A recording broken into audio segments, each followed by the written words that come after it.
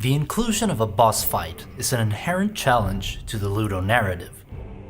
In the new God of War, there's a boss fight early in the game that, while technically flawless, showcases why that is so. In the following analysis, I've used two frameworks as well as a broader ludonarrative perspective in looking at The Stranger. One is a standard narratological framework, and one is a more ludological design feature article written by an accomplished game developer. When discussing game design, there's often a predisposition to look at things technically, ludologically, when explaining why something works. But you need both ludology and narratology when a game has narrative ambitions beyond simply being an excuse for gameplay. Welcome to Ludocriticism. This is Mini-Read.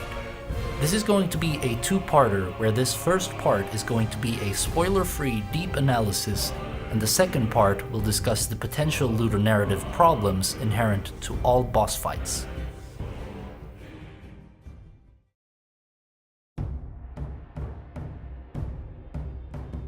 I've used two frameworks in analyzing the Stranger boss fight: Gustav Freytag's narrative pyramid and an article by Mike Stout of Ratchet & Clank fame on how he approaches designing boss fights. Freytag's pyramid is practically common knowledge. Since its conception in the mid-19th century, it's become one of the first things you learn in a university drama course. Its use is in dividing a narrative into a 5-part structure in order to analyze it from there. You see it displayed on the screen now, and its application is going to be clear once we use it on the Stranger fight in just a moment, so I won't explain further. I won't explain Mike Stout's article titled Boss Battle Design and Structure either, since it will mostly be used in the second part of the video. What I will say for now is that Stout divides a boss battle into two parts: test and story. The test part of the Stranger will be made clear later on, but for now pay attention to how Stout divides the story part, and keep the division in mind when I lay out the narratological analysis of the fight. Lastly, I'll be looking at all the parts through a ludonarrative perspective. Ludonarrative is the single most important theoretical insight into game analysis yet, and it's woefully underdeveloped. That means I can basically do whatever the I want with it. Think of it like this. You know ludonarrative dissonance, right? Right.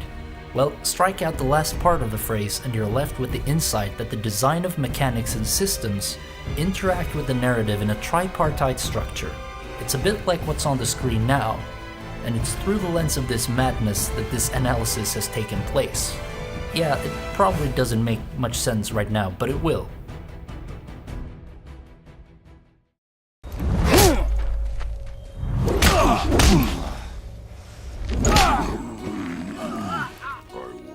Looking at the Stranger fight through the framework of Freytag's pyramid reveals just how well it's paced from a dramatic point of view. It's like a short story in its own right. Before he shows up, the story has just concluded its introductory dramatic question whether Atreus is ready for the trip or not with a pretty resounding no. That's what you get! Boy. Think I'm afraid of you! The first part, or act, of the fight consists of exposing the Stranger as a threat to Kratos' home. The man is presented as creepy, intrusive, insulting, and aggressive, in that order. The exposition always ends with an inciting incident. This is something that upsets the status quo, which in this case is Kratos and Atreus being able to wait until Atreus is older. So what's the inciting incident? My turn.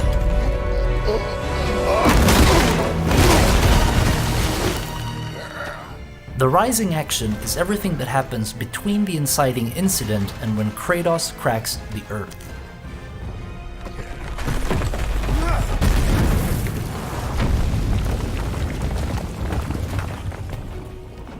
In between those is the complication, the Stranger being able to regenerate, which lets you know that it won't be as easy as you thought. Then we have the climax, which is meant to be the point of greatest interest the rising action builds toward. The climax in The Stranger is a fake-out, where the anticipation peaks because the player just knows he's coming back. As soon as the climax is over, there's a reversal.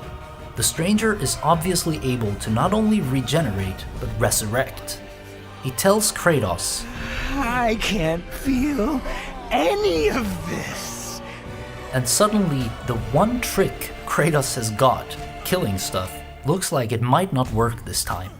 The falling action consists of the last phase of the boss fight, where the player has been exposed to every attack the boss has to throw at them and is confident in their ability to weather the storm.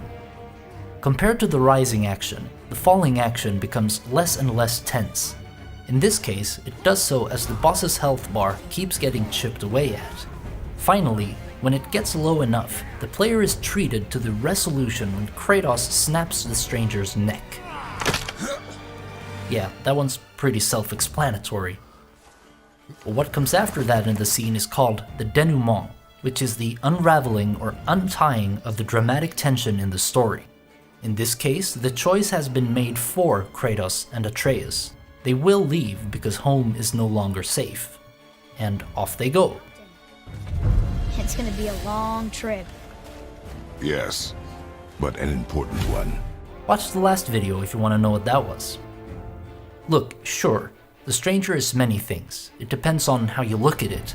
It's the climax of the introduction, the exposition of the entire narrative, and the inciting incident in Kratos' subplot of having trouble with, emotions. What are you doing? Now his guard is up. Only fire. Only fire when I tell you to fire. But looked at this way, The Stranger is a perfectly self-contained story that I wouldn't feel super stupid for dropping $10 on. Struck a nerve, did I?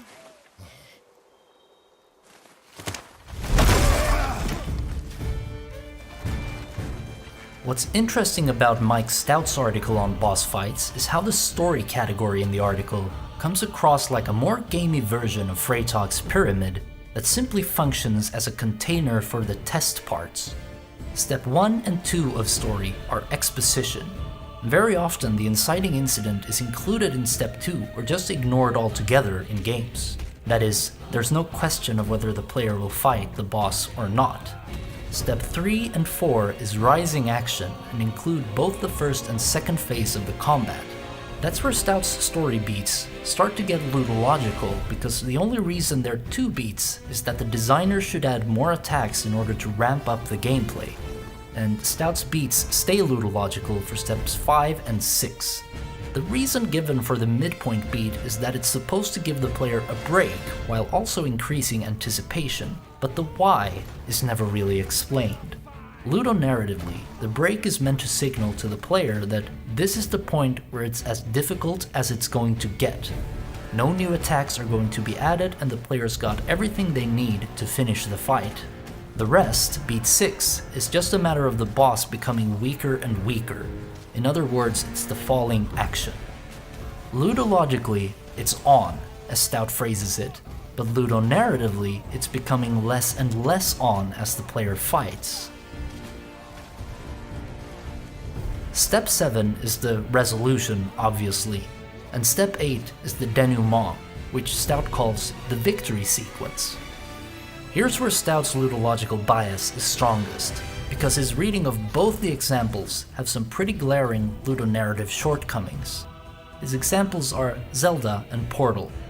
His reading of Zelda is that you need to give the player a thumbs up in order to dissipate the tension, but having Zelda just plain telling the player they did a good job is just that single step above having a literal thumbs up displayed on the screen. His reading of Portal is that you get the cake to celebrate your victory, but he fails to mention that it's a very sarcastic cake indeed. You've just escaped and blown up the most scientifically advanced facility in the world, and what do you get? A cake. Like, Mike, that's the whole joke. That's why it became a meme, because it was sarcastic and funny. Okay, I'm gonna calm down because I promised myself I wouldn't cry, and I think Stout's article is valuable and I don't want to give the wrong impression. The point is that games can do a better job of unraveling the tension of the ludonarrative than just straight up saying that you've won. Hopefully the player already noticed that, and probably wants to know what the victory might mean. Game narratives can be more than just containers for tests. Did you get it, Mike? The joke of Portal, like containers for tests? The cake is a lie? Ah, never mind.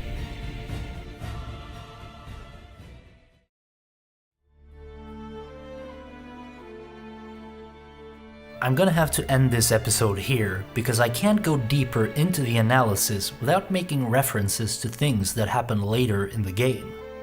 In the next episode, we'll take a look at how even The Stranger, perfect both in terms of its dramatic arc and Mike Stout's excellent exposition of good design, compromises the integrity of the ludonarrative relationships. And we'll come back to this horrendous thing. Until then, play God of War. Buy it if you haven't already. And if you enjoyed this first part, please remember to click the like button. It makes me happy, and it helps the channel more than you know. Until next time, keep taking games way too seriously.